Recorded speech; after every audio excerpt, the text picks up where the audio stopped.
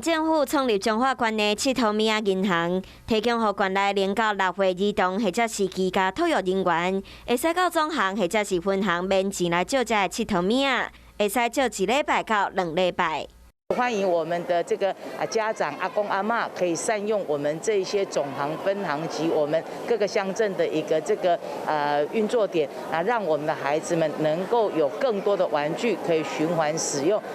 中华县的七头米亚银行总行伫KO的中华县儿童青少年福利服务中心，另外阁有4间分行，伫中华鹿港宜林的育儿亲子馆，阁有园林的托育资源中心。我们也组成了一个这个玩具修复的一个特工队哦，就针对这些有这个毁损的或者有一些部分的